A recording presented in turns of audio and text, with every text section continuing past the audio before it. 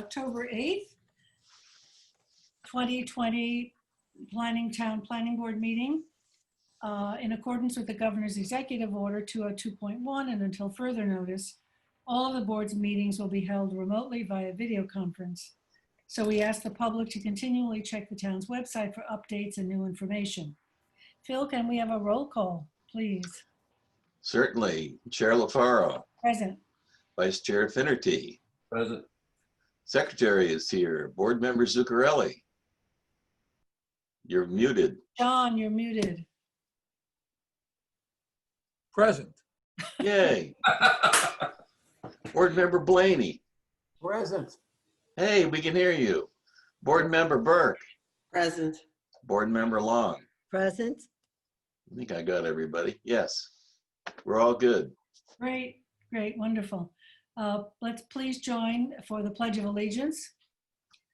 I pledge allegiance to the flag of the United States of America, and to the republic for which it stands, one one nation, under God, indivisible, with liberty and justice for all. Thank you. Phil, any minutes? We do. We have the minutes of August 27th, please. August 27th. Do I have a motion to accept? Motion. Motion by Dennis, second by Gloria. All in favor? Aye. Opposed, abstentions? Okay, we've got those. Let's go right into Matthew. I believe you're first. Gerard and Elizabeth Smith for completeness. Yes, let me just pull it up for you guys. Everybody see? Yeah, your audio is a little low, Matthew. A little low. Can you hear me now? Better. Better. Okay. Yep. This is completeness for a 536,000 square foot parcel. You've already seen this for a pre-application. It's in North Sea on Middle Line Highway, 2-lot plan. Unfortunately, I don't have the map in here, but there's a street road parcel here with a flag lot in the back with an existing house. They're just missing some items that are crucial to deem this complete. Namely, they submitted the wrong secret documents, so we couldn't do the secret review. This is an unlisted action.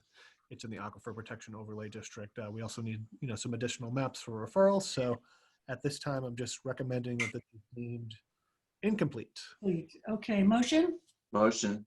Motion by Phil, second by Dennis, all in favor. Aye. Opposed, abstention, 7 in favor. Matthew, site plan on 749 Flanders. Back to the share. Okay. The board's also seen this a number of times, 749 Flanders Road. This is for a special exception for a single family home in the office district. Oh, yes. You recall last year there was an approval for this property. This is the adjoining one. This is an undersized lot. This is the site plan.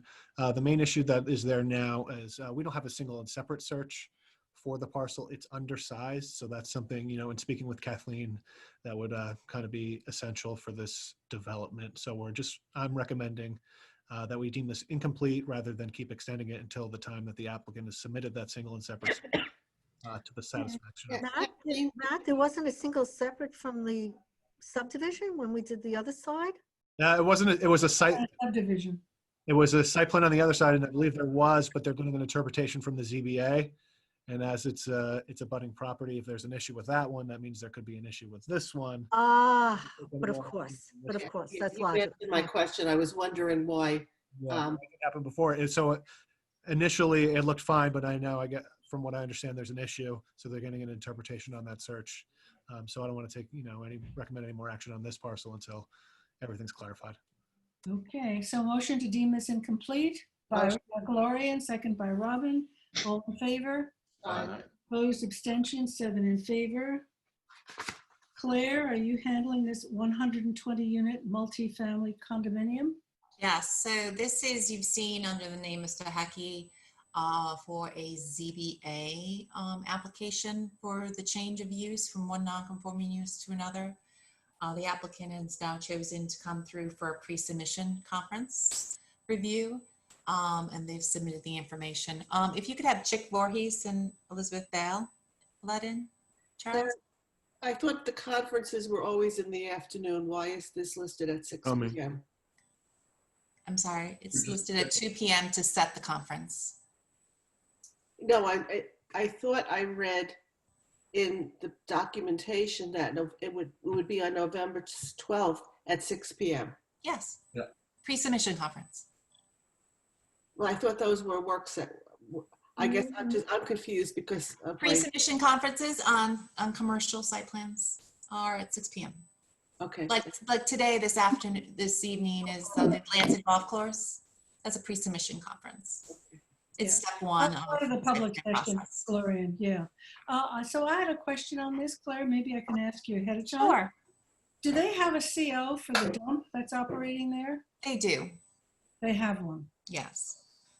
And that was a matter of a ZBA matter, which has been decided by the Zoning Board of Appeals. They have decided that it is a valid CO. Do they have a composting permit? From the DEC, is that what you're asking? Correct. I do not know that. But the applicant's representatives are here if you'd like to speak to them. Chick Okay. Voorhees and Elizabeth Vale. I have just one quick question. Who does the secret on this? There would be a couple involved agencies, so the ZBA and the planning board and health departments, so there would be some coordination. Oh, I'm sorry, scratch that.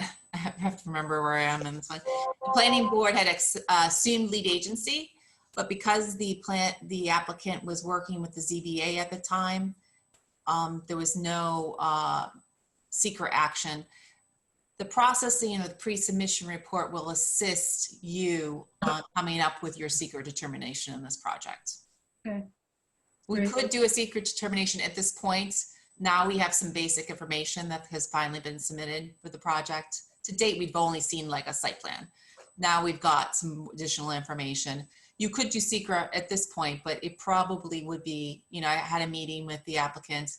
They said they would be willing to come through with the pre-submission conference first to get the issues out before you make it a secret determination. on the And to get the board up to snuff. 'Cause Yes, this is- exactly. Yeah. Yes. So, you know, obviously you can do it either way. But again, the applicant's representatives are here, Liz Vale and Chick Voorhees. If you Hi, board members. Good afternoon. Liz Vale, Alfred's Hi, 56. Liz. Hi, Chick. Welcome.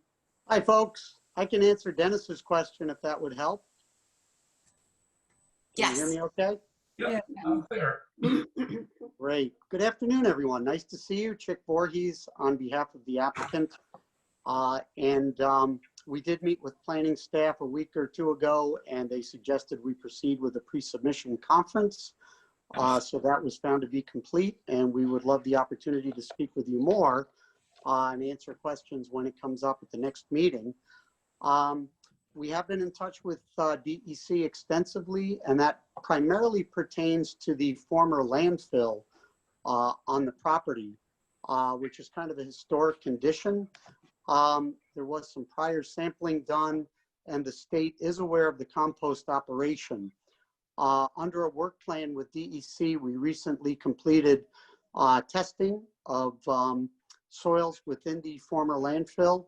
The concentrations and values came up fairly low, actually, and we expect that we'll be able to allow the material to remain on site with a capping situation, and the DEC would approve a cap and any of the solid waste aspects of that matter. We also tested the compost area, and the concentrations were also low there. We're finishing up the phase 2 report to submit to DEC. We do expect you'll want to take a look in great detail at all environmental aspects of the project, and we'll include updates on all of the DEC related matters, including testing reports as we proceed with that process.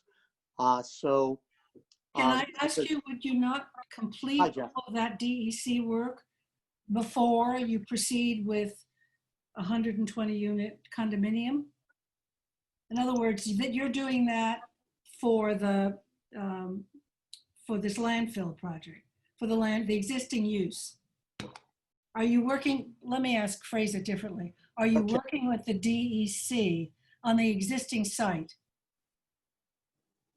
We are, yes. Okay, so that only relates to the project before us when you complete what you're doing with the DEC. Well, it'll be taking place simultaneously. The DEC did, as I said, approve a work plan for testing. And once they review the testing report, we will devise a capping solution, and they will approve that as well. And that'll take place simultaneous with Don't you think it's a land use bit, review. bit messy to do it simultaneously? No, not at I mean, all. we're looking at material and information which may still have a question mark around it. Yeah, the testing reports really gave us great optimism that this will be very easy to manage and control. And I expect that'll be the conclusion of DEC based on some prior testing that was done as well as the recent work that we did. So, I think that'll wrap up as we proceed through the land use review process. And, we'll certainly keep the town apprised as we do that. So Chick, just to recap, all the work with the DEC involves environmental issues. You don't have a valid DEC composting permit as of now, correct? Well, my client is not operating that. And I don't know if Liz has further information, but it's basically being done by the existing owner. And I don't even know if it's discontinued at this point, but the state is aware of it. We did test that area. And I guess in response to your question, I'll have to get further information for this when it comes up for the pre-submission conference. I feel like I'm at the vice presidential. The actual application. Oh, come Yeah, on, well, I Dennis. mean, it doesn't make any sense to me that we proceed with the application, excuse me, we proceed with the application while all of this is pending with the DEC. I think that should be finished. That should be finished. Then the land is ready to be developed or not, and then we move forward. Jackie? Dennis? Yes? Yeah, if I Can may. I just say, can I just point out again that back when you accepted lead agency, the board was to proceed with a secret determination. Did we know about all that they're doing? It doesn't matter it's Proposed by action law. on the board. This is why I want this pre-submission, which is a pre-process to go forward, is to get the information out there so you can do a very complete secret determination on this. But how can we? Now Jackie, you maybe have I the can help. information. Now you have information. You have basic information. Well, we're waiting for him to wrap up with the DEC, then we have the information. It's Maybe I can help. go ahead. Let me just say something that, and I don't know if you have the plan in front of you, but Yeah, let me give you the plan. sure, I think that would help, Claire. When you see the plan, you'll see that we have avoided the area of the prior landfill. That the intent here was always to secure that area, make it safe through a capping solution.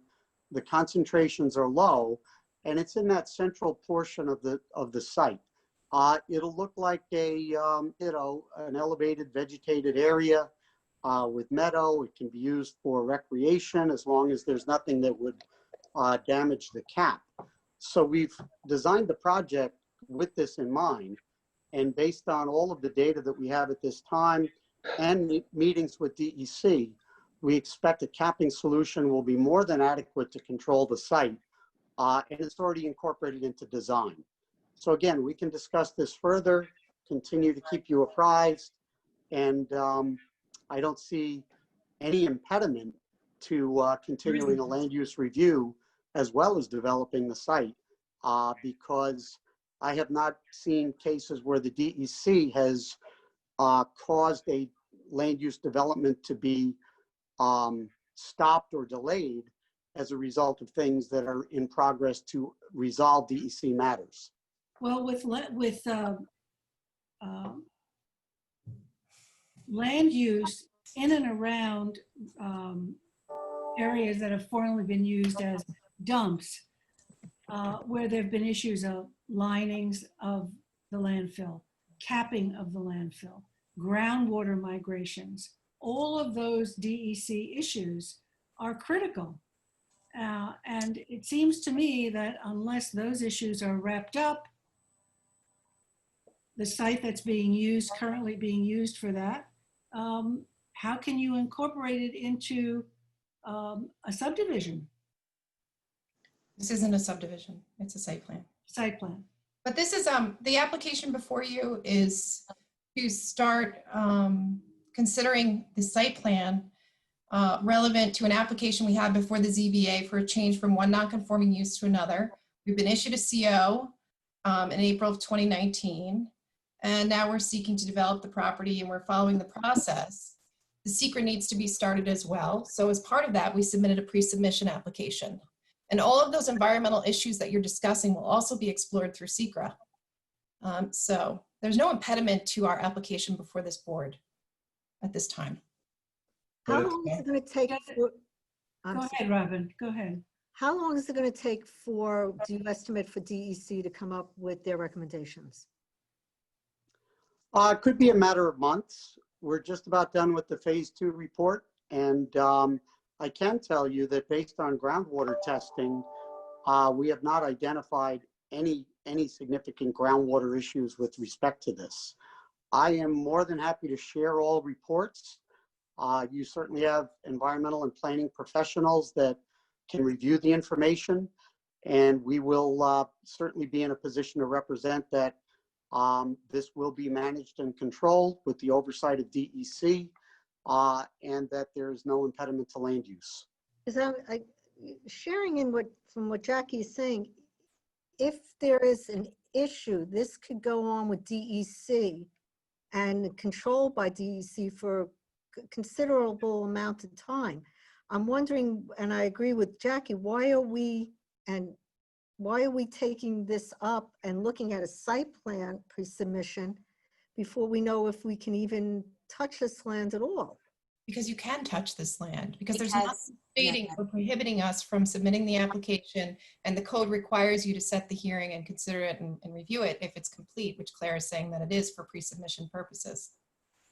But can I, It's not like other agency reviews. Separate For agency. example, the Suffolk County Health Department. You'll have an opportunity to explore these issues in your SECRA review. But could I jump in, Jackie? Please, Dennis. I think Liz cut to the essence of the application. The application is in front of the ZBA, the change of one non-conforming use to another.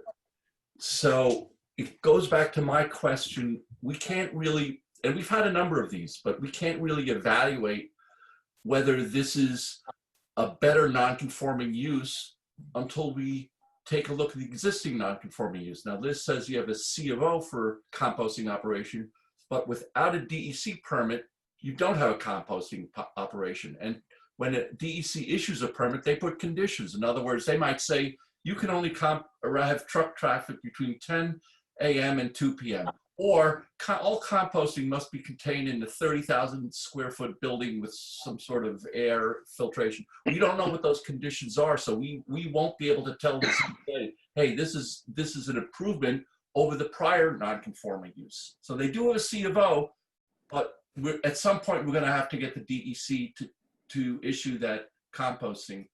Maybe that's a point you want to bring up in a pre-submission report after you consider the application.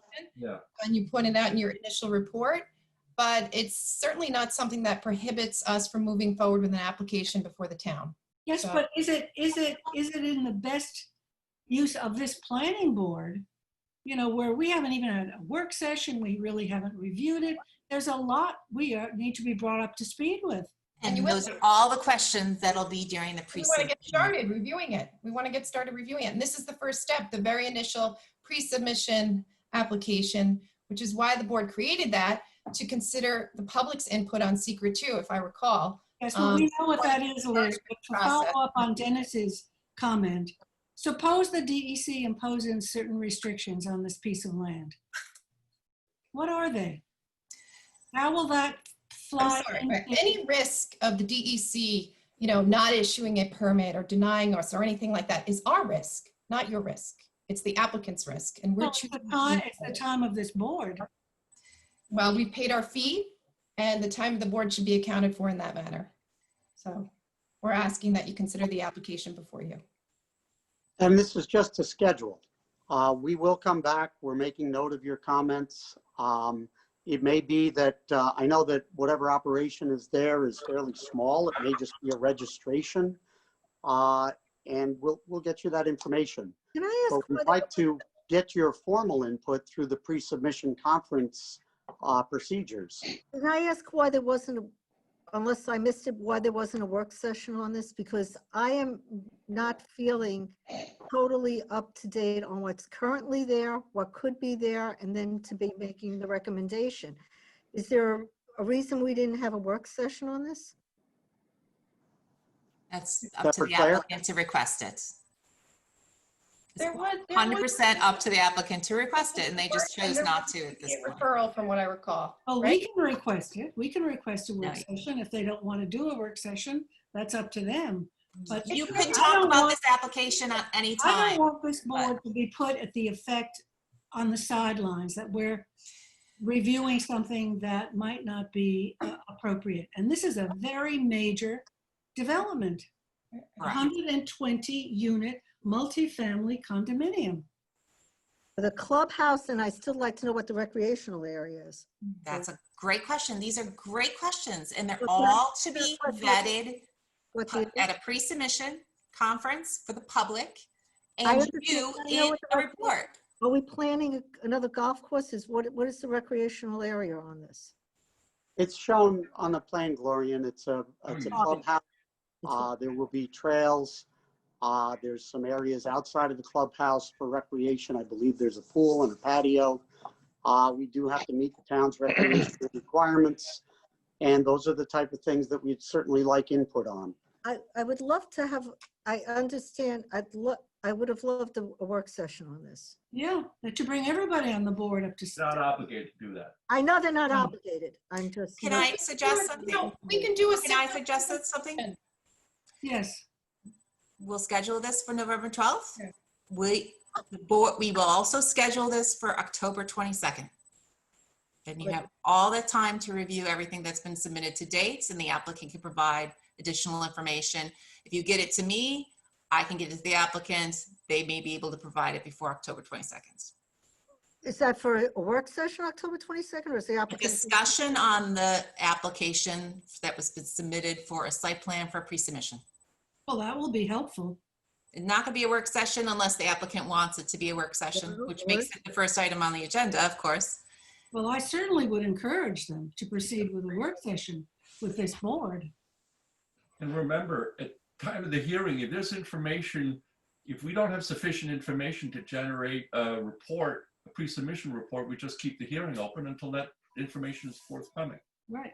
That would probably carry it into We the new. plan on doing a very thorough presentation at the hearing. I mean, I you know, wanted- and Yes, answer but all a the presentation questions, also of to course. this board. We're the ones reviewing the site The plan hearing is before this board, yeah.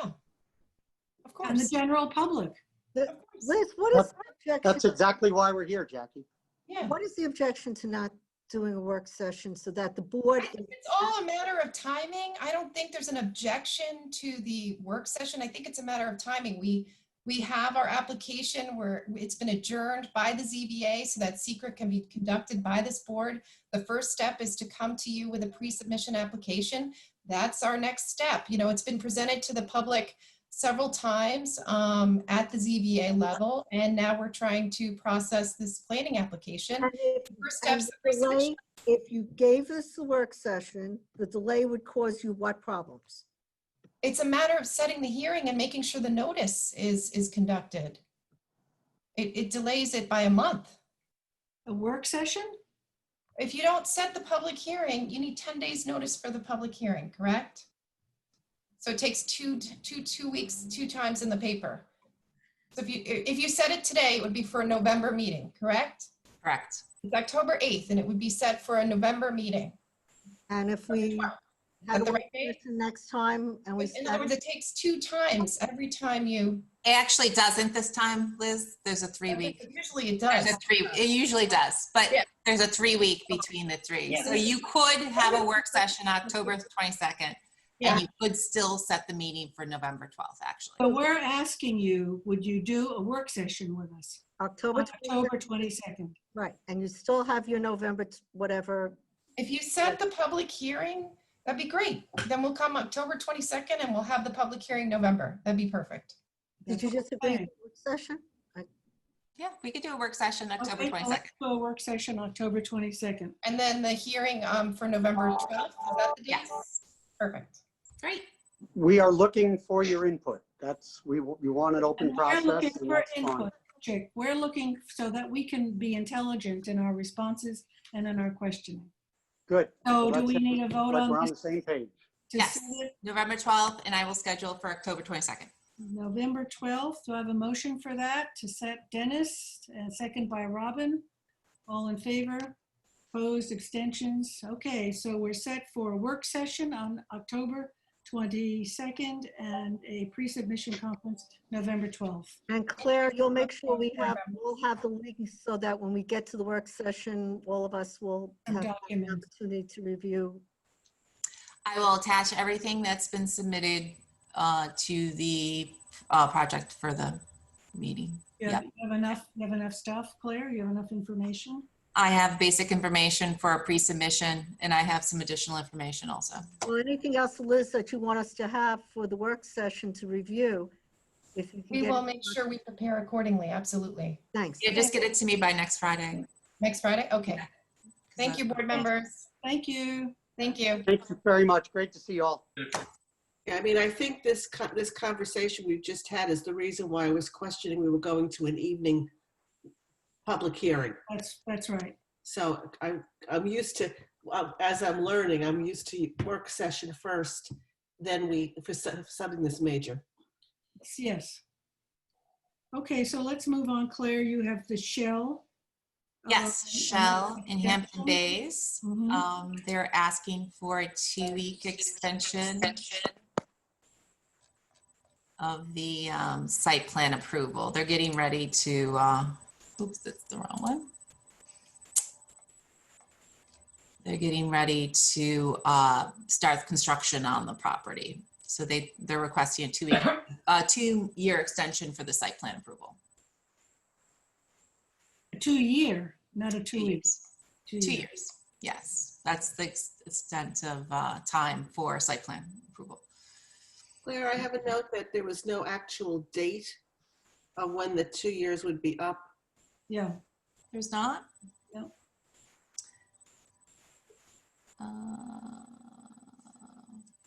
Let's see when.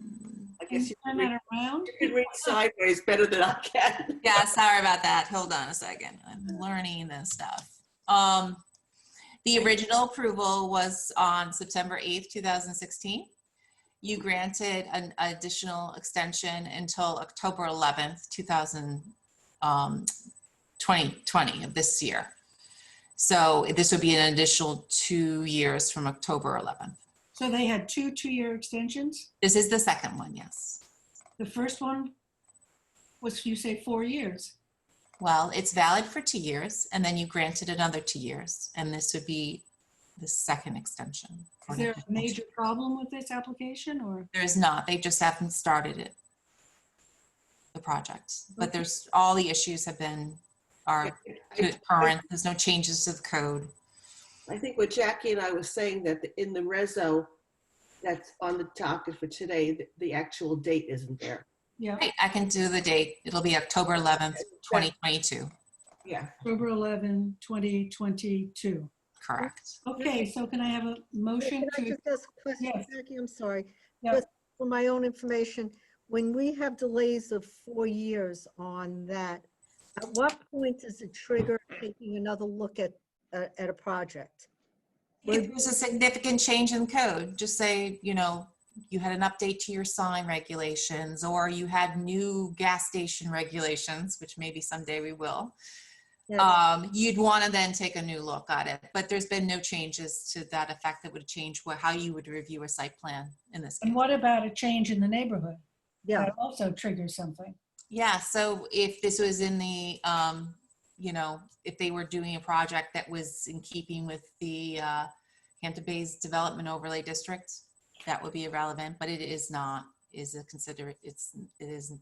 But so Yeah, in I 2 mean- years from now, when this comes back up, let's say they wait the full 2 years to get their site plan in, is there mechanisms that allow us to review it again? Should there have been, let's say, as Jackie was bringing up, a change in the neighborhood, or Lauren was bringing up a statute change? Does it automatically allow us to review it? Yeah. Again? You could. You mean within the 2 years, or do you want to say that this is the last extension without a full review?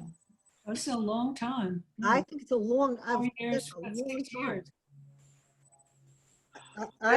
I would like a review On this one. that goes to 4 years.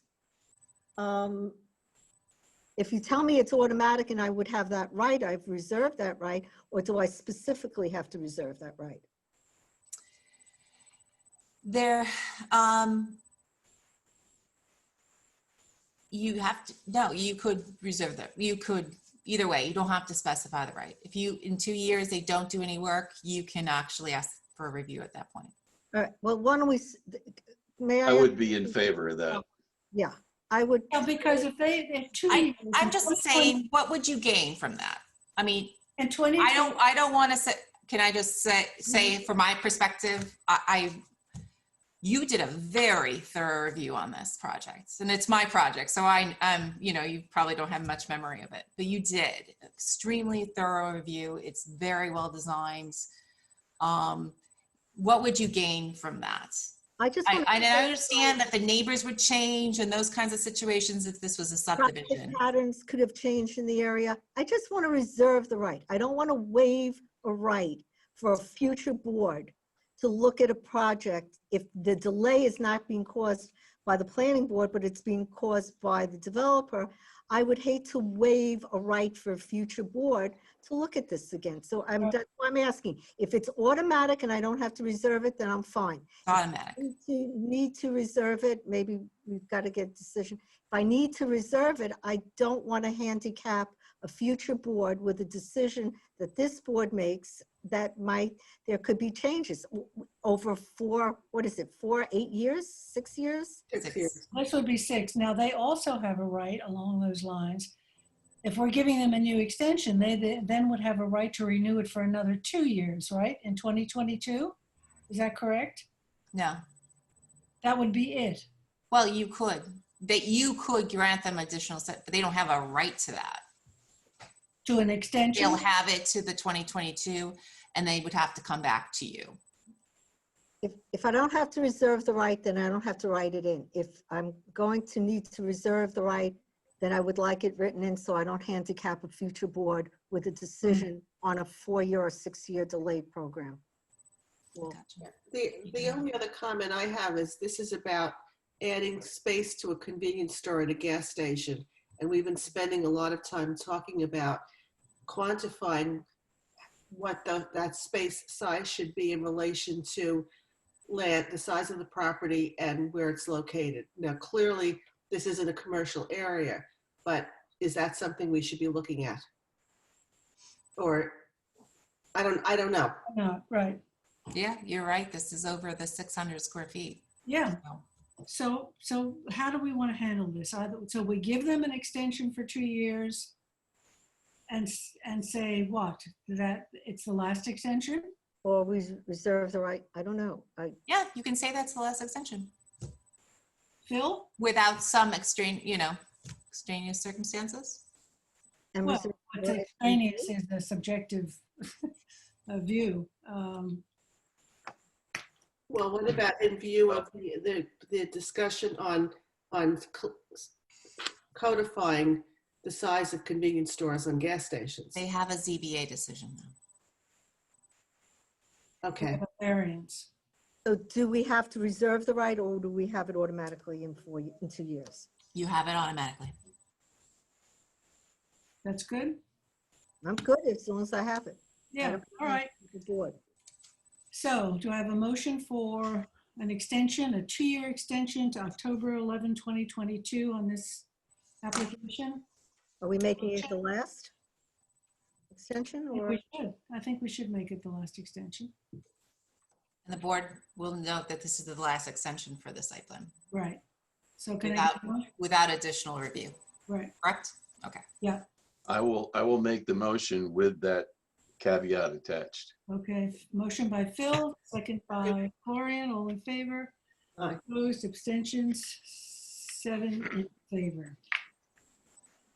Okay, Claire, you have True Art Ironwork, a reapproval. Riverside, I don't know how this is all gonna go, guys. Is this a 12-year extension? that's why we're Claire, that's why you have a planning board, right? Otherwise, we're just a rubber stamp We board. must have got up feisty this morning. Claire. I know. No, it's like we're trying to be intelligent about it. Just let me get to the plan on this one, just a second. So True Art, I don't know if you recall, it was someone coming in the LI 40 zoning district for a building in this area. Let me get you on the right direction here. We're in Riverside. Yeah, so then there was a previous owner, he cleared the property illegally. You approved the revegetation plan on it. Now there is a new owner. And let me show you what the plan. So the original plan on this was approved in 2015. Can you flip it around, please, Claire? Sure. I'm getting good at this. Oh. And so that 2015, it was extended. It has now expired. They are coming to do the work on the property. They're beginning it. They've got a building permits that is pending. So this is it's been caught off here. This leads to 24, but this is generally what the building is. And then this is the natural area to be retained in the back, which is being replanted. Was this a glass company or am I thinking of a different one? It was supposed to be some type of ironworks. Ironworks. that was it, Yeah. So this is now, they're going to do some type of industrial uses on the property, but a different owner in this case. So they've come to reapprove it and Does the vegetation got stay the building same? permit. Does the vegetation stay the same? Vegetation will have to be rectified prior to the issuance of a CO on the project. But it's been revegetated. Native, it'll be native pine barrens vegetation. It's been revegetated. It has not been revegetated. You have approved a plan that will be implemented prior to the CO being issued in this case. When you say a building permit pending, what does It was that- issued. It was issued, and then we caught it. So Okay. it was mistakenly issued. We caught it, and now they're lining up everything correctly. So in reapproving this, we reapprove with all of the conditions. Can we get it? Can you send us a copy of that?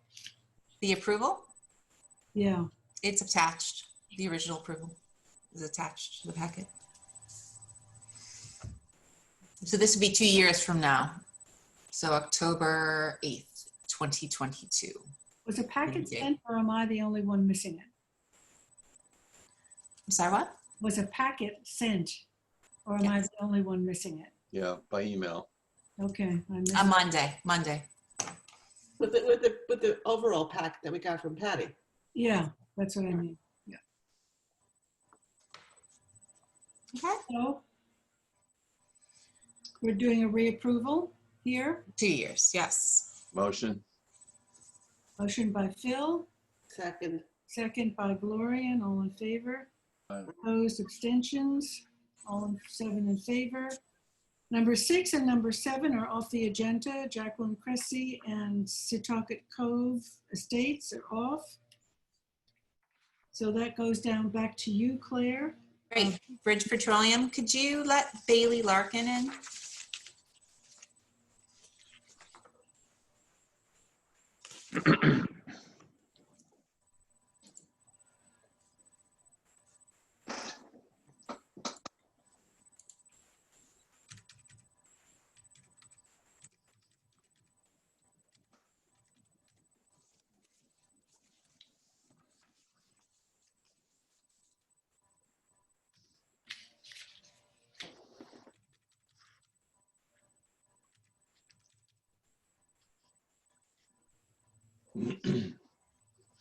I guess she's AWOL. Do you want to start, Claire?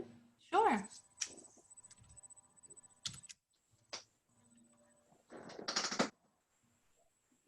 Go ahead. Here she Okay. is. There she is.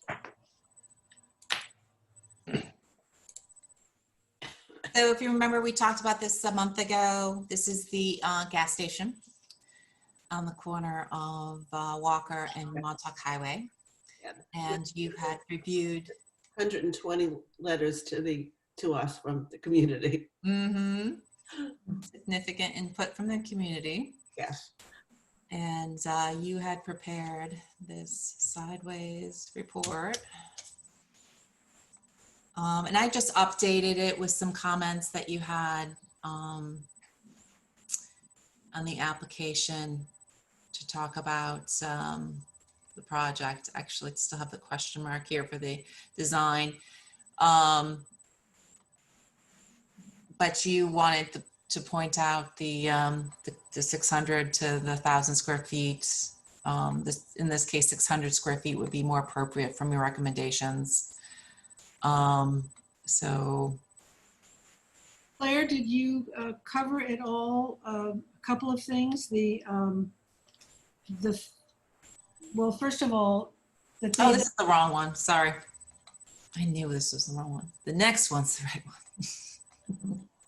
That's the old version. I couldn't take it off the agenda. So this is the newest version. This looks much better. Okay, good. Yeah, so the planning board performed an analysis, maximum area of 6,600 square feet. Based upon the above, the size of the convenience store and retail component should be reduced. Due to the proximity of the residential zone to the south, the required rear vegetated buffer should be reestablished and provide a buffer between uses. Due to the proximity of the project residences to the south, vacuum should not be permitted. Show the location of the air pumps, issues with traffic access, circulation of cars, trucks, and trucks with trailers, landscape trucks and boat trailers. Design of the building, the height of the building, 23 feet, the IA system requirements, and site plan standards. Did we cover the fact that they have infringed on the setbacks, that they are using those areas? That came up in our agenda meeting. Yep. So that's what you mentioned in terms of the rear buffer being reestablished between a buffer between uses. Okay, which they are now using. Yes, exactly. And what about the number of uses? The number of uses, this is still considered one use, even though it is an accessory convenience store. It's one gasoline filling station. Do they do car repair? They will not. They will eliminate that accessory use. And the 25% accessory calculation that was also brought up? Yeah, I did not mention that. Do you want me to mention it under 7? Or what's Sure, appropriate? Or just put it in another one? Yeah, I'll add an 8. The 25%.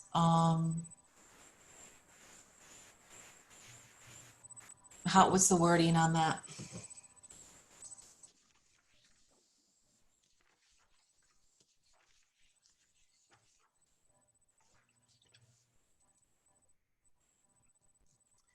It was a 25% expansion. Is that what you said? Yeah, accessory use. Oh, 25% as an accessory. 25%. And where is that from? In your code. No, I don't think we have a code that says. That's not codified. That's a practice of the building department, but that's not an actual code. Well, we can say that's, precedent established about 25%. That's to do with like, if you're gonna have like a retail use and if you're gonna I thought it was more like a building layout. I just don't know how it applies to the convenience store being accessory. Isn't it a retail use? Yes, but 25% of what? The overall lot, the overall. So if they're under 25% of the use of the overall lot, then it would be considered accessory. Yeah, we discussed it in the agenda meeting, so I thought Oh, I don't know. I wasn't there. Sorry. She was in Aruba. I was in Aruba. That's no excuse. You could have zoomed in. Well, why don't you just check that, Claire? And Sure. I'll check that. include it if it's appropriate. Sure. I'll take a reference. I'll check a reference to it, okay? Yeah. Otherwise, good? Everybody, anybody have more comment? Bailey, did you want to say something? No, I think we spoke at the last work session about this this report, and I guess we'll have to take your comments into consideration when we revise our plan and move forward with a zoning board of appeals application. Okay. So can I have a motion to adopt this Motion. pre-submission conference by, I'm sorry, Glorian. Gloria, motion by Gloria and second by Zuccarelli. Thank you. Thank you. Thanks. Stephen D'Angelo, Anthony, that's you. Okay, let me just share screen. Okay. Did you, excuse me, Madam Chair, did you record a vote on that last one? Did I? I did. Oh, you did. Did we I record a didn't. vote? Okay, so going back, sorry. That's okay. I just, Thank you. I had a motion by Gloria and I had a second by Zuccarelli, all in favor. aye, Opposed, abstentions, 7 in favor. thank you. Thank you, Robin. The brain glitch. Okay. This is a pre-submission conference report for this property located at 1411, I believe, 1411 North Sea Road. There's an existing building in the front here that has a hardware store. I don't have a view of the building, but it's a nice building, very residential in design. It's HC zoned, Hamlet Commercial. The applicant is proposed, here's the existing building on the site plan with the existing parking. They're proposing a 1,680 square foot storage building for storage associated with the hardware store with no plumbing. It's shown, whoops, let's see. It's shown at 20 feet from the property line and 50 feet from the wetlands. There's some off-site wetlands over here. Just basic elevations. Right now, they're showing just a standard Morton building. We don't have much more detail, but it's just a standard Morton building at this time. So I did a review, and we have some comments to address the site plan here. The first item was that there had been, Matt Charters did some research for me into our old files, and we saw that there was a DEC permit issued in 1989 for this property. At that time, the DEC imposed a 75-foot buffer setback requirement associated with the wetlands permit at that time. It doesn't appear that it's a covenanted buffer or anything like that. It just looks like it was just the standard condition of the permit.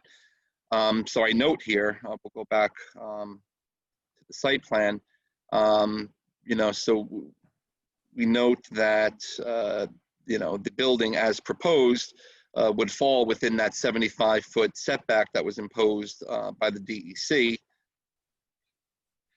So at this point, the applicant would need to go back to the DEC, as they would anyway with this application, because it would require a wetlands permit from the DEC.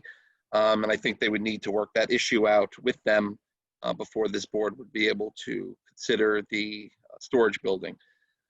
So that was the first issue that, and I met with the applicant, I believe yesterday, to go over some of these items. His name is Steve D'Angelo, and he's here today. So the second comment was that there was a ZBA decision back in 2002, which approved this storage building as it's currently shown and proposed by the applicant. So just go back again, the ZBA back in 2002 authorized setback relief. At the time, the property was zoned village business. It has since changed to Hamlet Commercial. But nevertheless, they never built it. There was no expiration on that decision. So I note in here that, it seems that the ZBA decision would still remain valid. Nevertheless, the project still doesn't comply with the minimum setback from the town's wetlands regulations, which are 100 feet for structures and 75 feet for a buffer. The planning board can certainly consider a lesser setback, but as I said, they need to deal with DEC, I think, before you can consider it. The third point that I made here is regarding the architectural style. As you saw from the elevations, it's a Morton building, very standard looking. I spoke to the applicant about this. The HC zoning district requires that all buildings and structures be residential in design and scale. And I say the proposed building doesn't contain any features that address this requirement. It's also inconsistent with the architectural design of the existing building. And I'm sorry, I don't have a street view for you, but it is of a traditional design. If you've ever driven the road, it used to be an antique store.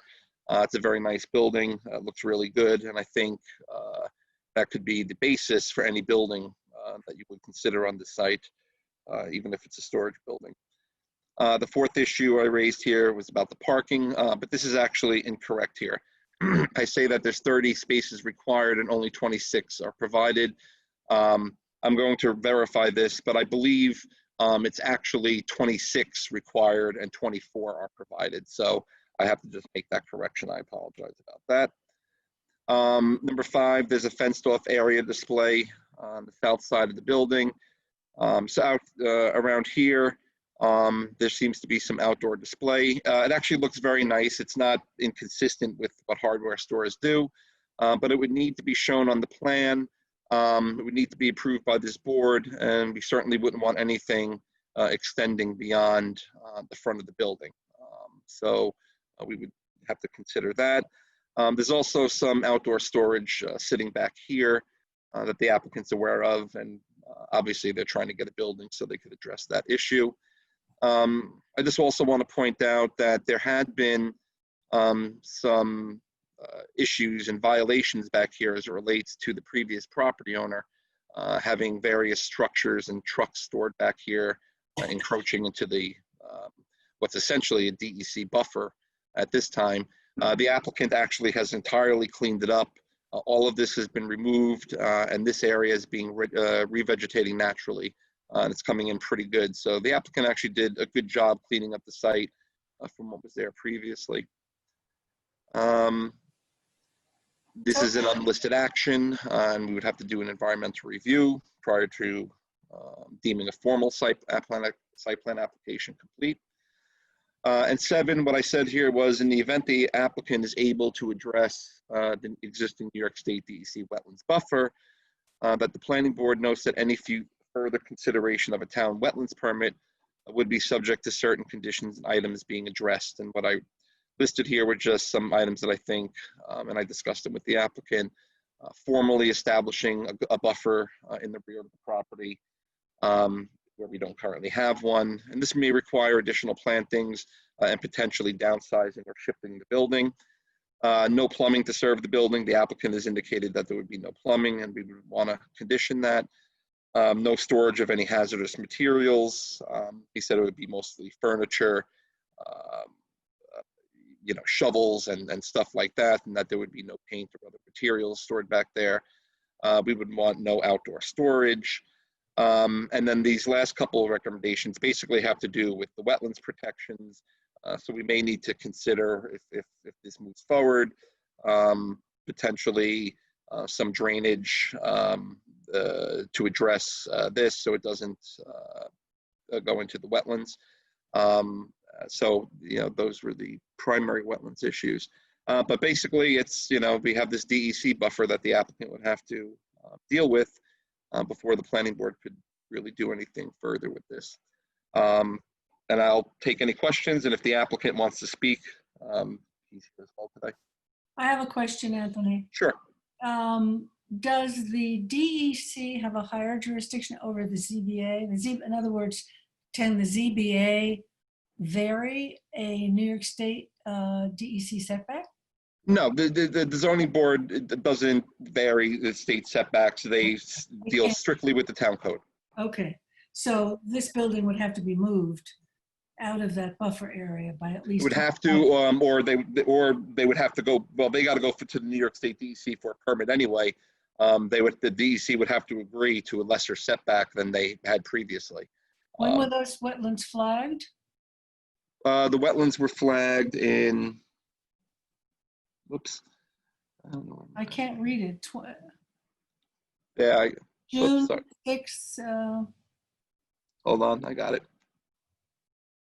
You guys did flag them. I just have to put them on a survey, which I'm waiting on Squires and Holden to do. Okay, so this was done in 2002, but apparently they've been reflagged Currently? and will be verified by the Environment Division.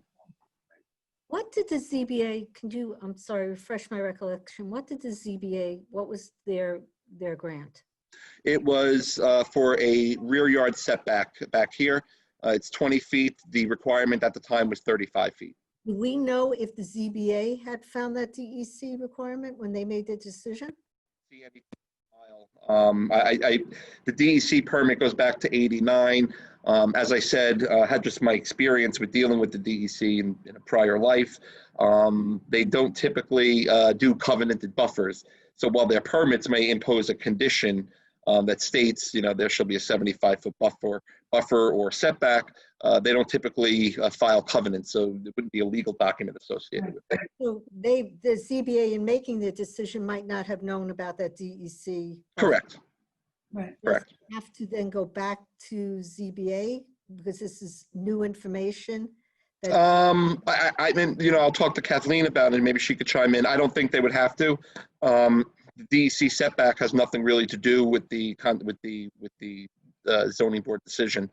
They're simply granting relief from zoning setbacks from the code, and so I don't know that it would have to go back, to be quite honest.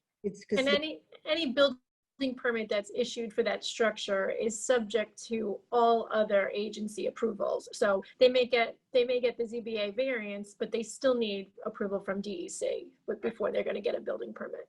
Yeah, I mean, that was sort of one of my questions was that you said, Anthony, that the ZBA variance is still in force.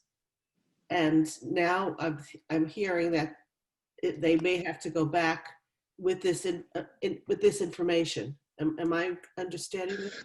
No, I mean, I think that, and I'll double check this, Gloria, for everybody, but typically a zoning board variance, such as the one they granted here, would simply state that, the zoning board grants the variance from whatever section of the town code, and then the applicant is responsible for securing whatever other approvals are necessary, including a wetlands permit approval from the town, a wetlands permit from the DEC, or health department approval. So they would just put in a general condition that says the applicant needs to secure those permits. But I don't think they would have to go back to the zoning board. Zoning board variances run with the land unless otherwise stated. Yeah, I was just curious if they would have made this decision if they knew about the DEC. 1989. Yeah, well, the wetlands were there, so that the zoning board was aware of the wetlands. My other comment, because I do happen to drive by that fairly regularly, what they've done with that outside storage, it actually looks really nice, but they're using much more than just that fenced-in area. They're using Yes. the space as well as, very colorful, nice Adirondack chairs all on the front of the property between the building and the road, and big signs that say park this way with arrows, and then those flag things that wave. Right. I understand it's a new business and he's trying to attract customers. Right. But I'm concerned about the additional stuff that's not shown on the site It's plan. not permanent though. That stuff isn't not permanent. Yeah, well, typically, you would show your outdoor display area. So I think one of the things that I, said in the report and what we discussed, Steve, is that limiting it to the fenced-in area to the side of the building, outside of the front yard here, would be something that we talk about. But typically we don't and can't approve anything sitting in the required front yard. Which, And when we also do limit outdoor display. Yeah, no, you do. Yeah. So, it's possible that this building would have to move interior 25 feet to accommodate the DEC, which would then give it a proper setback, right? According to the DEC. The structural setback for the town is 100 feet. I don't see how you could get 100 feet here without shifting and putting the building close to the residential lots here. I'll state again that the zoning board decision, this is the exact location by which the zoning board approved the plan previously. That's going to impact your parking, right? Mhm. Yeah, as I said, they're deficient. Looks like 2 spaces potentially, and they might be able to accommodate it. I don't know. The applicant said he would look at it, but I raised it as an issue. So Stephen, what is your next step? well, I mean, I wanted to listen to what you folks had to say about it. My thought was to get through the Southampton town portion of it and then deal with the DEC to get their blessing on it. That's the way I kind of had it in my mind when I looked at it, that if the town said, okay, then I still got to get through the DEC, but at least I had the town going on it. So that's kind of what I'm waiting to hear from you folks. And as far as losing parking spots, in other words, I won't need to access the building. The parking spots in front of the building, those overhead doors, I mean, that's something I'm going to access literally once a month when I'm changing out seasoned items. You're talking about things like tiki torches and chase lounges to snow shovels and snow throwers. So it's not an active building, I guess is what I'm saying. So, those parking spaces in the front of it would remain. I wouldn't need constant access to those overhead doors. So we could land bank some of that if you're not going to use them? You can say that one more time. I'm not following you. I said you could land bank some of those parking spaces if you're not going to be using them. Parking spaces in front of the proposed building. Well, I think I need every parking spot that I have according to the code, right? I think I have to come up with 2 more somehow. Like I said, we raised what the parking requirement is. You could look at providing the additional 2, right. Or land banking them if possible. There's a few options that you could look at. Steve, to address what you were saying about proceeding, what I would say is, the pre-application report identifies the issues. At this stage of the game, my suggestion would be is to obviously speak to your design professionals, your surveyor, architect, with these issues, and you may then want to actually start with the DEC before you do anything further as it relates. If that's the route you guys want me to take, that's what I'll take. Well, I mean, I think you're going to ultimately need a DEC permit anyway. Right. The only reason I was thinking to deal with the town first and the DEC is I already had the footprint, granted. So, I was kind of thinking that the town is already aware of this. Someone already started it. I just wanted to finish it with the town level, and then the DEC would be the last step.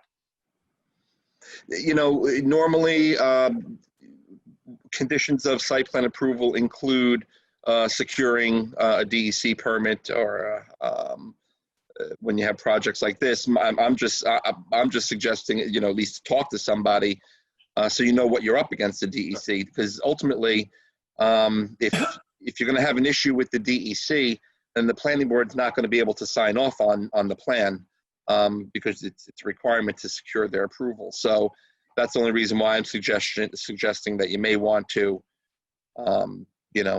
deal with them. Suggestion noted and taken, and that's what I'll do. Good. I think that's a good workflow. Yeah, if that's my first time around, I'm happy to take your advice. Right. Good report, Anthony. So if there are no questions, can we adopt this pre-submission report? By Robin, second by Glorian. All in favor? Opposed, abstentions, Corelli with us? Yeah. I don't, seven in favor. Dennis, did you want to speak? yeah, is Zuccarelli with us? I don't see him on our, I don't see him either. it's Oh, important for the he's vote. Yeah, okay, 6 in favor, 1 absent. Okay. Thank you. Thank you. He's coming Thanks, back. Steve. Thank you. I just let him in. Okay. Number There it is. 10, Seascape Condominium Corp. Matthew, you have a draft report, staff report? Yep, staff report, and I have a draft decision also. And I believe Robert Gaudioso is on his way in.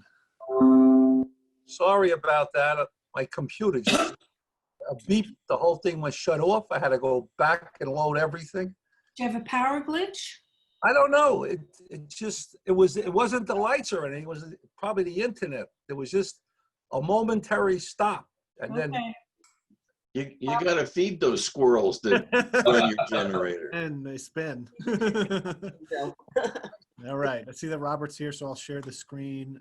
If the board recalls, this is for facade changes and some changes to some decking material on Seascape Condominiums at 539 Dune Road in West Hampton. They're also doing some in-kind, in-place replacement of windows and doors. I have a very substantial set of plans that I'm sure you guys have seen. I know Gloria had raised the issue back when we deemed this complete in August. We went, expedited, no hearing. She was curious as to percentages. So Mr. Gaudioso was kind enough to give us percentages of windows and doors. It's quite a few.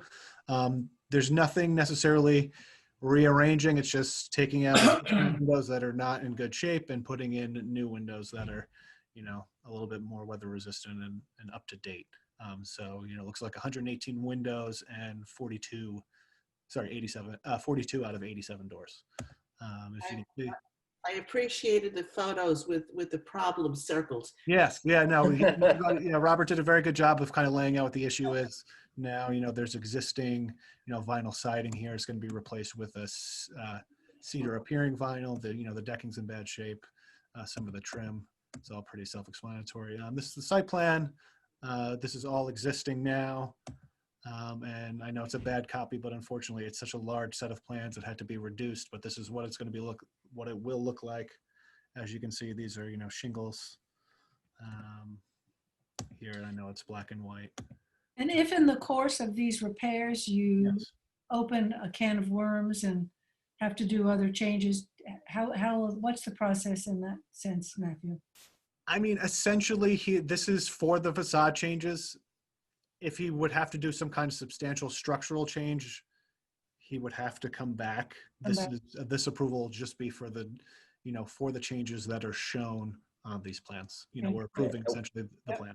And we did do some forensics, and we know we have some plywood underneath that has to be replaced, but we're pretty comfortable with the scope of work, remaining the scope of work, and everything really is in kind. We were pleased in front of the ARB. They did come out and look at it. I think the quote was, the building is in dire need of repair, and this is going to be a beautiful, change. So nothing's changing as far as the footprint. Nothing is changing as far as how big the building is, or ultimately what the design of the building is. We're just putting on modern materials to really secure it and deal with some of those issues that I put the red circles around. Actually, that was my wife, so I can't take full credit for it. She assisted.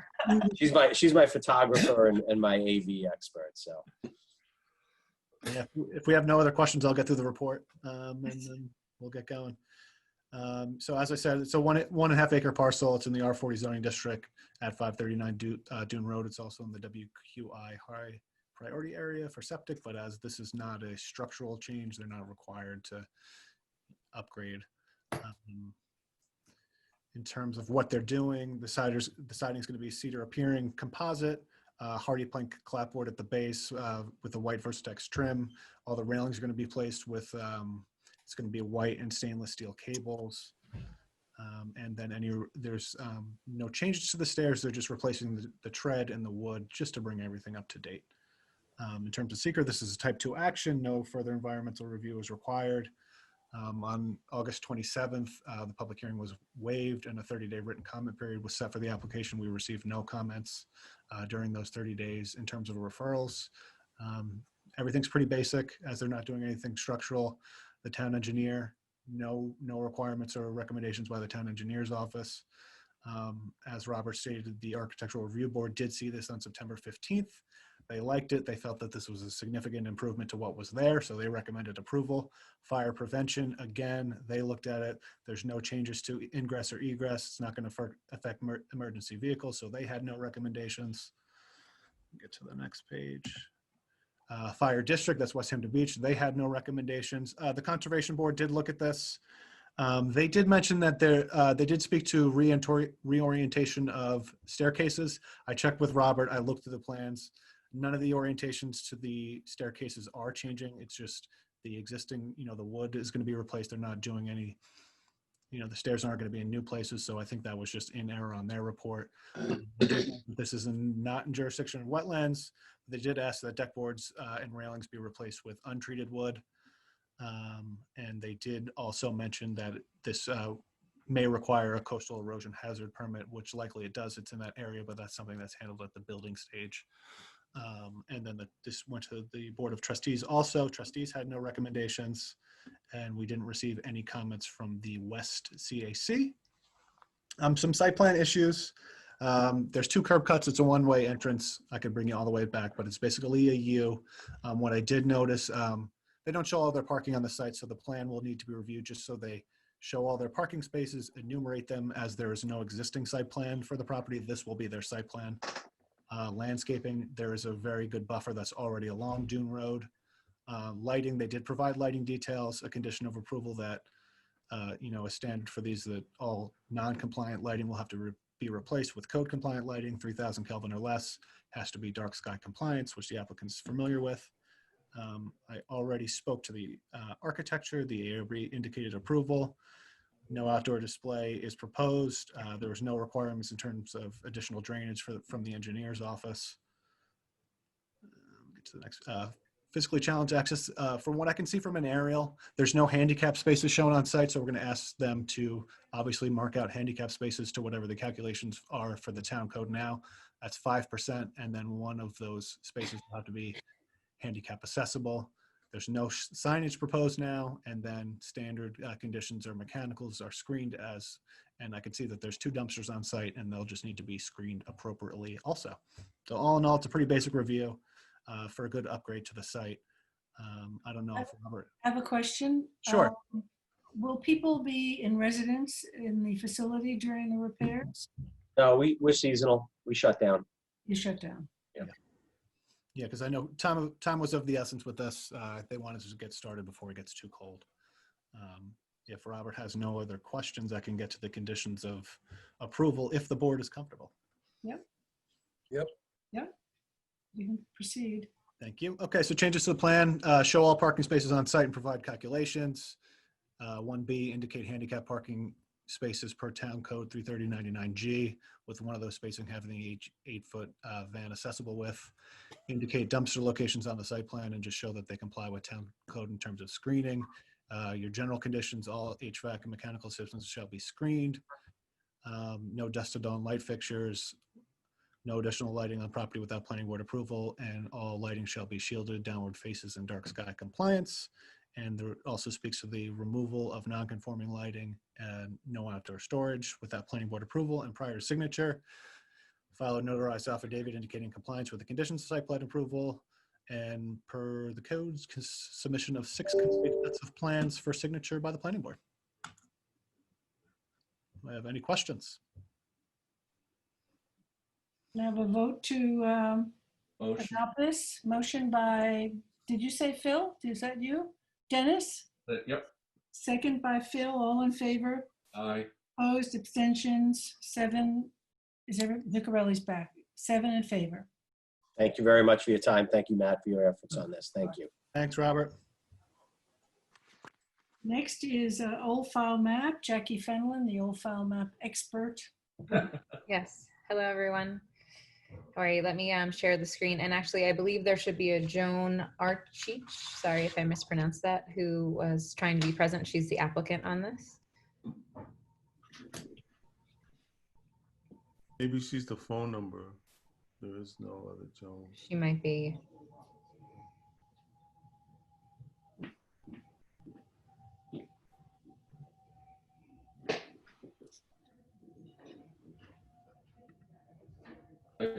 He can speak. Hi, Joan, are you there?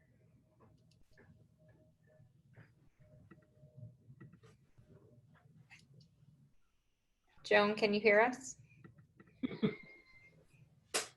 The phone is on mute, if that's her. Oh, okay. It says talking permitted.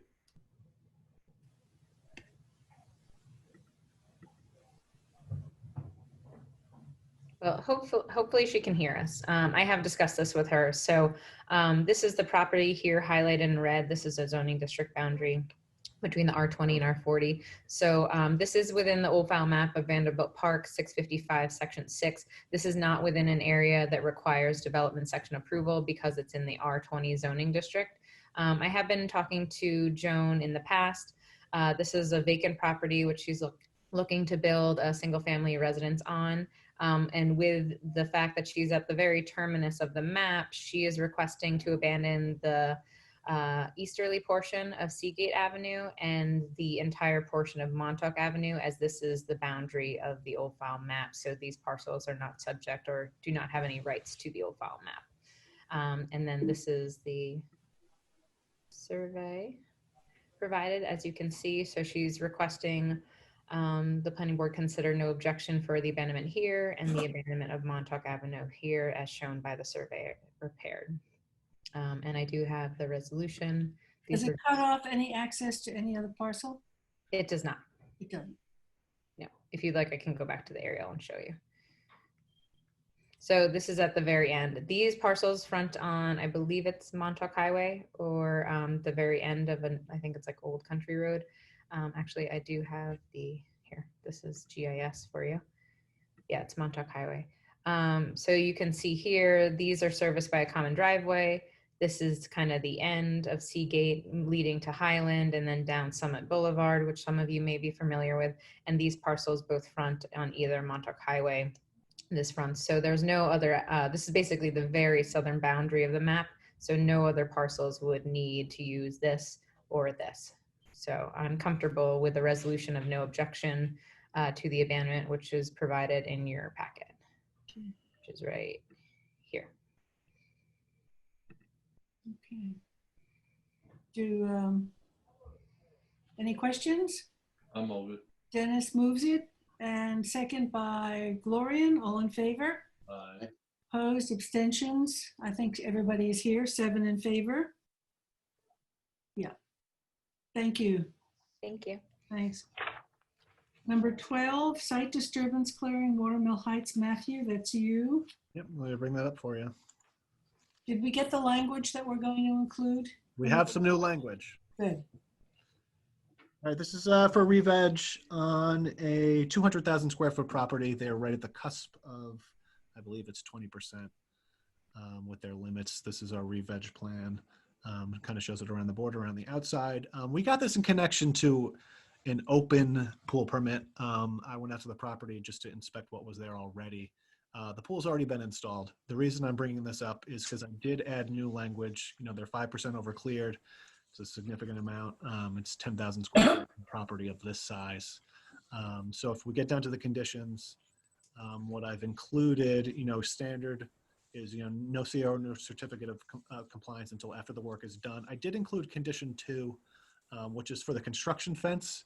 I don't know that it's appropriate in this case, only because essentially the work is already done. Yeah. So they're putting up a construction fence for a pool and the pool's already in. It's, Oh, already in. it's an unneeded burden for the applicant. I don't think it's necessary. So I'll take that out. 3 is standard, which we've always had, and that's 4 final as-built surveys. You know, so the building department can have some. I have some for our file to show that they're in compliance. And number 4 is our new language, our new policy. So I can read through that. And if anybody has any questions, Kathleen's looked over this already. You know, she's comfortable with it, but I can speak to it if anybody needs. Please read it, Matthew. Sure. It says the approved site disturbance revegetation plan shall be valid for a period of 1 year from the date of its approval, unless said approval is extended by the planning board. Upon receipt of a written request by the applicant accompanied in the fee in the amount of $265, the approval may be extended for a period of 6 months from the original expiration date. This approval will be deemed null and void if the revegetation has not been completed within 18 months of the original approval date. So that's the 1 year and the 6-month extension. And then the applicant will be required to reapply for site disturbance or revegetation approval. I think that's what we discussed, right? Yep. Very good. Okay, any questions on that? So we'll move to accept this. Is that a motion? Motion. By Gloria and second by Dennis. All in favor? Aye. Opposed, extensions, 7 in favor. Did I lose? No, you're there, Zuccarelli. Okay. 7 in favor. Thank you. Claire, Homeland Towers Watermill. Yep. Secret determination, and then completeness if everything goes well. But we had discussed this on August 13th, after a couple meetings where we went back and forth regarding the visual impacts. The board discussed this. I think Dennis was not here though during that, but the board discussed it and determined that they felt that the visual impact was mitigated, and they were inclined to grant a negative declaration. The one question that was outstanding was the number of uses. I'm just going to share the screen for a second.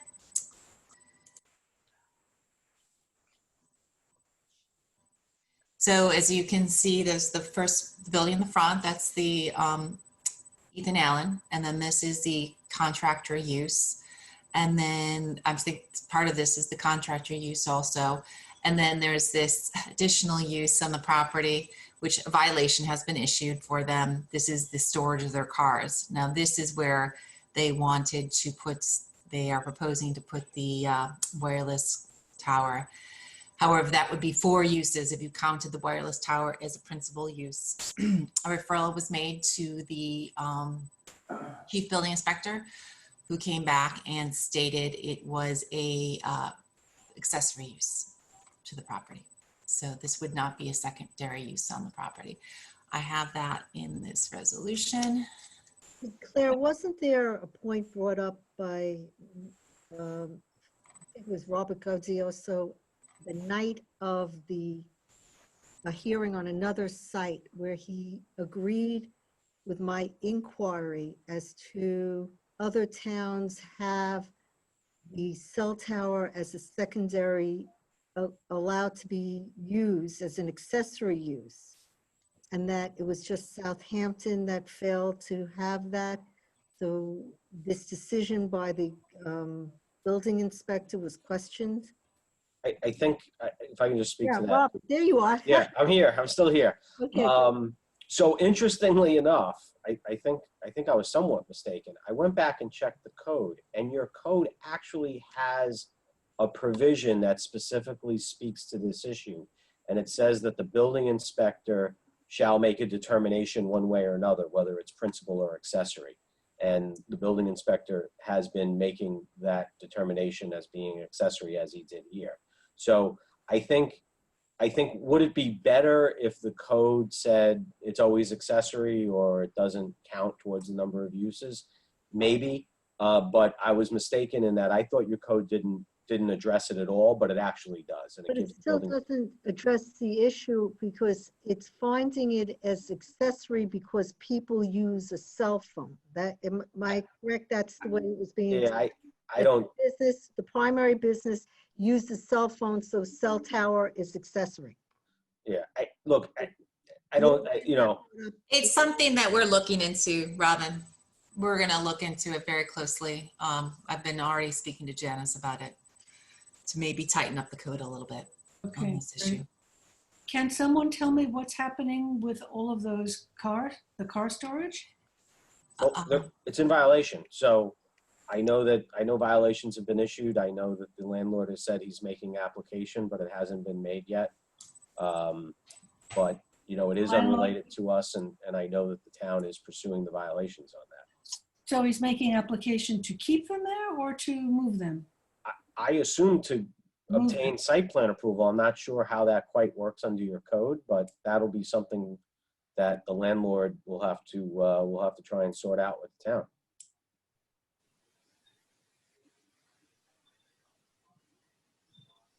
So there, no, you know, if the site continues in violation, permits are never not issued on sites with, you know, you could give it a conditional approval, but the building department's not going to issue a building permit for the cell tower. If it, Unless that's cleared up. Yeah. Is this one of the car dealerships that's using this? Yes. Which one? I think it's Land Rover. I'm not 100% sure about that. I don't know. I haven't seen it myself, but I think it is Land Rover. Yeah. Okay, so you will not be issued an okay until that is cleared up. He will not be issued any building permits until that's cleared up, unfortunately. But I know it's in court. Actually, I know they inquired, code enforcement inquired with us whether it was still ongoing, and we inspected it, and Matt did on our behalf, and it is still ongoing. So they are continuing in the process of the violations. Okay. So, but in this case, this is, I prepared a negative declaration. That was the resolution. Do you want to just briefly go through the part 2? Sure. Okay. Just want to go forward.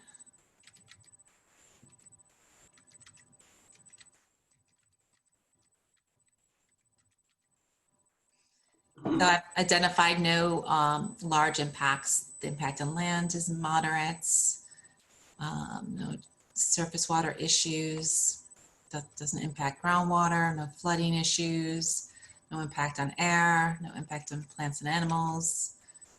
No impact on the agricultural. Aesthetic is something you looked at really closely. Oh, I'm sorry. This is the second time I've done this. This is the first version of the part 2. This is the correct version. The one from October 14th. Oh, sorry, October 8th.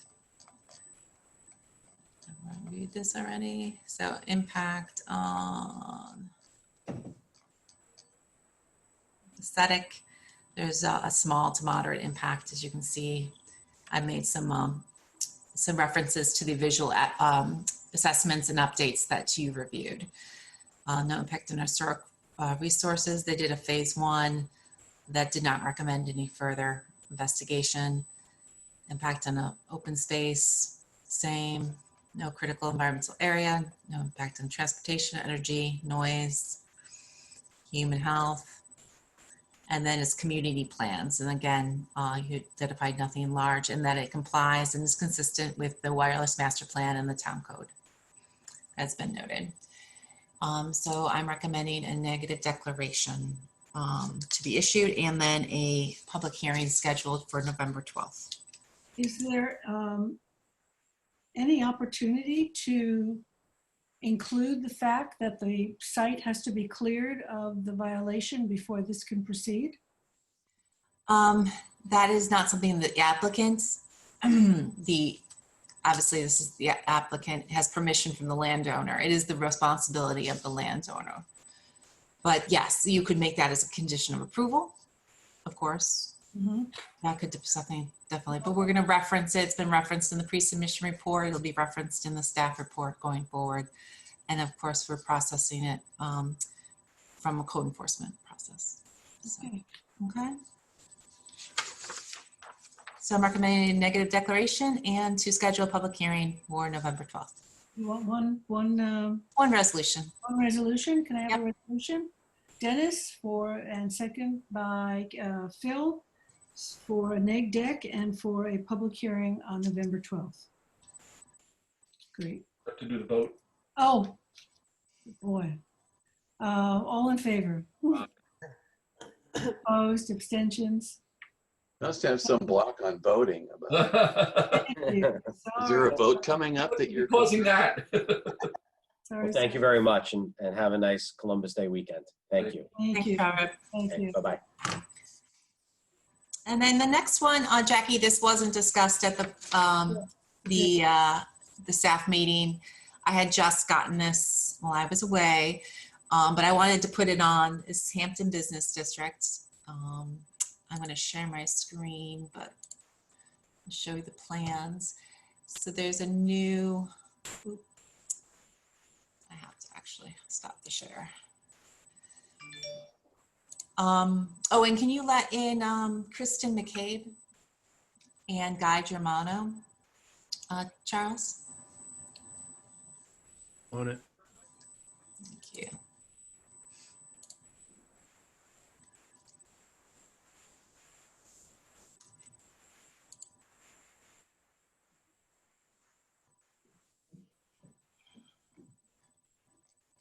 Okay. Great.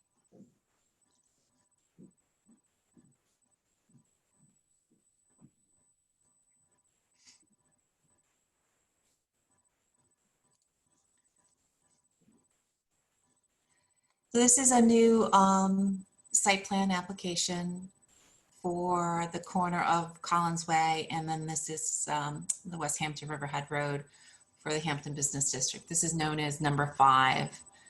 And it does have a portion of this other property here, which is pending. It's deemed incomplete, this portion, but this is a proposed warehouse building. And as you can see, extensive parking associated with it. So I put this on the agenda not to deem it complete at this time, but there's a provision in the PDD that requires that the traffic be analyzed. I'm not quite sure what the terminology is, but halfway through the project, just to make sure that all the traffic that was anticipated with the seeker review is being complied with the proposed uses on the property. And then the applicant has in turn submitted a traffic analysis, which is a little bit too deep for me to review. And I'd like to have you hire a traffic consultant, you know, not to come up with new solutions, but just to verify that all the numbers match up for the project. And from the first look to their report, it looks like everything's in order. But again, just to hire someone. So I'm recommending that you hire Dunn Engineering, which is, you know, a local West Hampton engineering company. Of course, we'll come to you with the amount and tell the applicant the amount on it. But I just wanted to put this on because it does take a little while for those things to happen. So prior to deeming an application complete and saying that seeker is in order for the project. What is a delivery station building?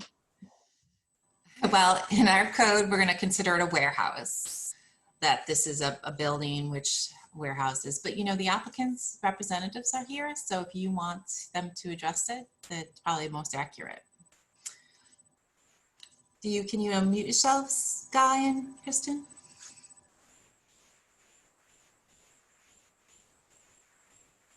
No. Kristen did, yeah. It's in the lower left-hand corner where it says mute, Guy. Unmute yourself. There's a little cat. Microphone With the red line through it. Just right. click on that. Now, this building is in the rear. Okay, can you hear me? The development, yes. No, it's in the front. So you know how we have the other one that's just toward the south of that access way? This is to the north. And what does it look like architecturally? Oh, yes, I'm sorry. I had that too. It is consistent with the architecture of the previous 3 buildings. Uh-huh. Are those bays in the front or not? No.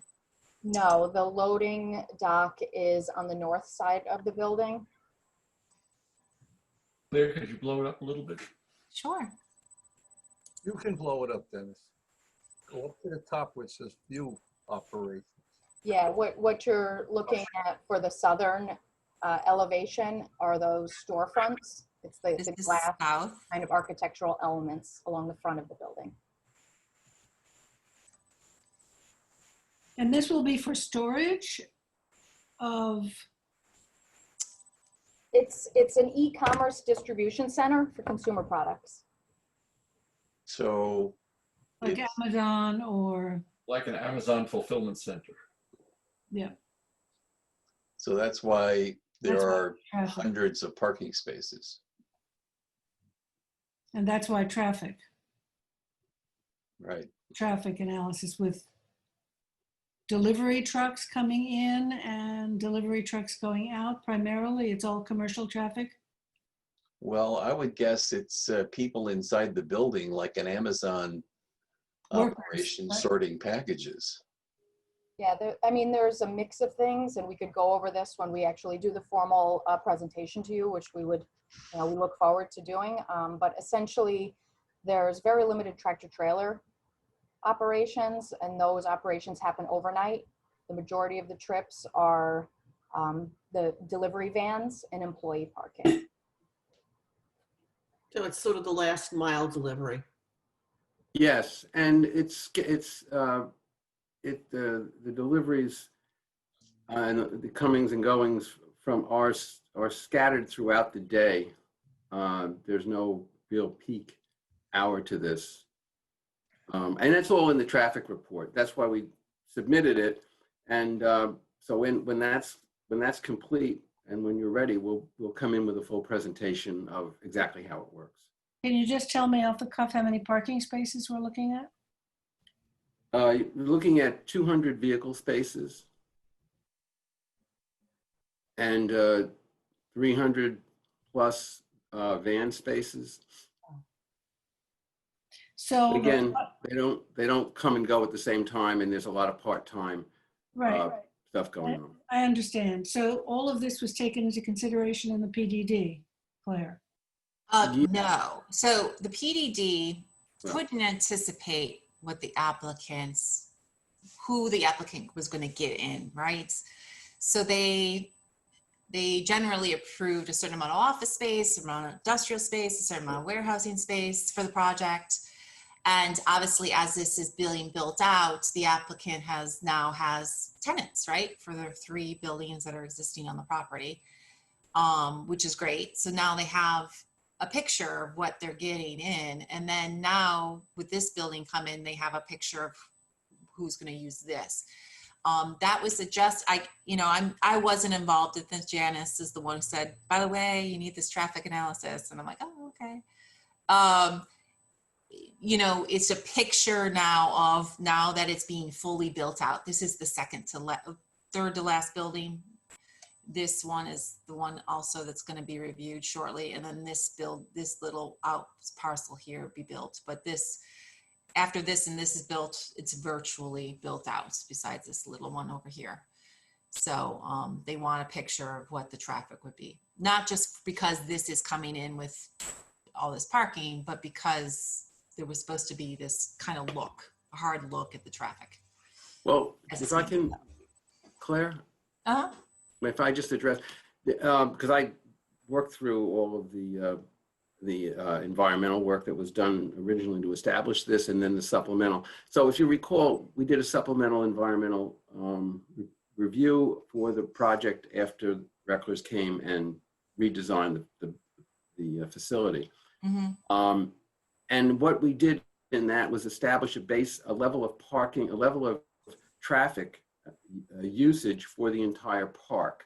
Mm-hmm. And so what the FEIS says in the finding statement is, as long as we keep under that traffic impact level that was established, there's no really further traffic review. Now, what we've shown with the traffic analysis for this project, which is occupying approximately 18 acres, is that with the anticipated traffic from here, with the anticipated traffic from here and the remaining buildings that can be built, we will be quite a bit under what was established as in the traffic analysis for the supplemental as like the limit after which a new traffic review would be required. So what we wanted to show. What that was? What the impact? Can you tell us that number? Well, it was peak hour. I don't have that. I don't have it either. I mean, I'm going to send it to you so you have it. It's in our report. It's in our report, and you'll see in our report. You'll see the numbers, what was established, and what the park is currently producing, and what will be produced with this, including any new future buildings. 300 trips in the AM and the PM peak hours. So it's significantly less than what was anticipated during the process. Right. That does account for the 3 existing uses, this proposed phase at 245 Rogers, as well as the pending application at 230. So that's the full build out of the site. And the anticipated number of trips was 300, you said? Just under 300 less than what was studied. Yeah, well, it's hard to tell without knowing what those numbers are. If you've got 300 vehicles just on this site. Yes, but the important numbers are the peak hour numbers. Correct. And so that's what the study looked at. That's what the supplemental EIS looked at. And that's what we look at now. So we're comparing apples and apples. 9 to 5, that sort of time frame? 9 to 5 peak time? Well, the peak hour time frame is like 8 to 10. Depends roughly. And then 5 o'clock, around 5, 4:35, 6. Yeah, 7 a.m. to 9 p.m. for the AM and 4 to 6 for the PM. And you did it seasonally as well? You looked at it during season, high season? Yes. So is it your? Well, the initial, yeah. I'm sorry, so. We submitted this report. It shows what was, we're analyzing what the traffic, when we originally did the report, yes, we looked at it at this, in the seasons that were, the peak areas, and that was for the supplemental. Now it's an analysis of how this operation will work and how its traffic pattern will impact that report. That's why we submitted it, and that is why Claire has asked you to send it to your traffic consultant so he can review it, so we can all be confident, especially you. Right. Well, it seems to me, and I'm not objecting one way or the other. I mean, those little models you have there look to me like 100 vans, maybe a little, the electric vans, 300 parking spaces, 20 spaces for 18 wheelers. This is a lot of traffic. It is. It's a pretty intense use. You didn't know that you would have this use here because it didn't as time goes on, you just go with the marketplace, what the marketplace demands are. Right. Well, when we're not prepared today to give you a full presentation on this. We submitted the traffic report so you could analyze that with your consultant. And I think when you get that back, you'll see that the traffic impact of a project like this is a lot less because it's not, it's throughout the entire day. And we'll come back and give you a full presentation. And night, right? Don't these e-commerce places operate? There's there's an evening operation, mostly delivery and loading. Yeah. Yeah. Okay, so Claire. I'll write a general resolution that says if you're in agreement, the board's in agreement. I'll write a general resolution that says the board is going to hire Don. And obviously I've just reached out to Don, so I don't have a proposal or anything yet. If it changes, I'll come back to you. Then of course, if there's an amount, I'll come back to you and the applicants and notify them. Because we'll be charging them back pursuant to the site plan standards in SECRA. Because you're verifying that SECRA is consistent with the PDD review. Claire, can I just ask how we make a choice of consultant? That was my question, Robin. I recommend we're going to to each other. In this case, I just you can choose. We could do 3, obviously, if you want 3. I've done that before. We get 3 proposals. Again, I'm thinking that this is simple, and I only come up with Dunn because I don't know, he's in West Hampton. He's the closest engineer in West Hampton. That was my question as well, and we've dealt with Dunn before. I Yes, and we're done, and again, we're looking for verification. We're not looking for solutions here.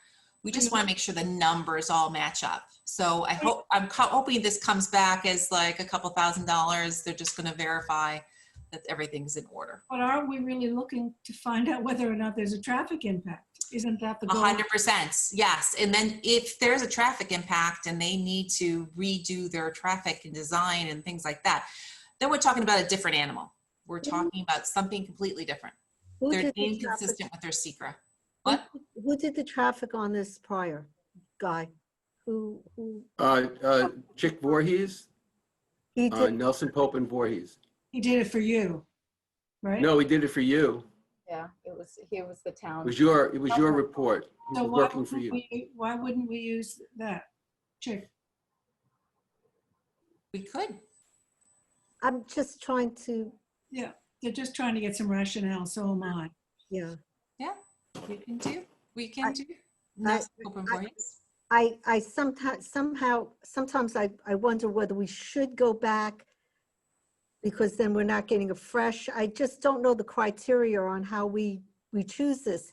Is it better to have someone who hasn't looked at the project take a look at it to see with fresh eyes, to look at the numbers, and if there's an issue? I'm just trying to get some criteria so that we're making a recommendation that has a basis. Mm-hmm. I don't know if anybody else has thoughts on that. Well, what I heard is that in this particular case, we're just asking for somebody to check the numbers. That's an outside person. He's not been involved in this project at all. Again, it might be better to have someone who's looked at this, which would be Nelson Pope and Voorhees for the town, which is the decision you made for CVS, but in a different context, because Nelson Pope and Voorhees in that case was the town's consultant with the traffic for Hampton Bays DOD. So this is just a fresh person who's not looked at this. What's your recommendation, Claire? I just said done, but if you want me to get an estimate from Nelson Pope too, I could do that. I would do both. I can do that, no problem. And then I'll bring it back October 22nd. Great. How's that sound? Good. Is that No okay? problem. You then no action. I'll just get the estimates and we'll do the October 22nd. Okay? Okay. Thank you so much. Thanks, guys. Thanks, guys. Okay, bye-bye. Bye. No action. Okay, so we're acknowledging Monteverde signed signature. Phil, you did that? yes. Yes. Number 15. Yes. I was wondering if the board was comfortable. I realize also I have Jack Maurer that is ready for signature, and that I can have Phil sign today before the public hearing, if you guys are amenable, instead of waiting till the 22nd. Sure. Okay. What is the? It's Jack Maurer. It's a 3-lot subdivision in Quiog. And I'll add it. I can do that. Okay. So acknowledging the signature. My price is the same. Jack Maurer, right. Great, thank you so much. 16. So we have 3 items for tonight. And that's really about it. Can I ask a quick question? I don't want to hold anybody up, but Go ahead, Phil. Is everybody else on? every day and Charles, you don't have anybody else in the waiting room?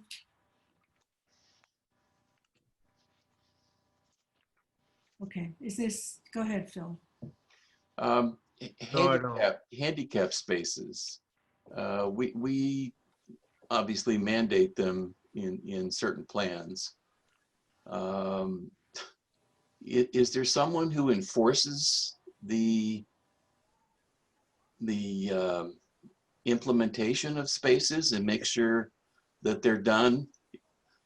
I mean, somebody told me the other day that there's no Southampton town code for enforcing handicap spaces. And I didn't think that was right. Yeah, so they're done by site plan. Obviously, it's federal law, the ADA requirements, but it is done by site plan. So unfortunately, if a site plan is, let's just say from the 80s or below, earlier, they may not have handicap spaces. But if anything more recent than that, So the 80s and more, we have handicap spaces. Anytime we do any site plan, we actually ask for a handicap space, paved, you know, per the requirements. Is there some situation that you know of that maybe they took their handicap spaces away? Yeah. I mean, I Okay. don't need to take up everybody's time. Just let me know. Yeah, I'll talk Definitely. to you. And then we'll definitely deal with it. It's very important. So Okay, thank you. thank you. Okay, so on to tonight. I have a motion to adjourn. Motion. Dennis, second by Zuccarelli. All in favor? Abstentions? We are adjourned.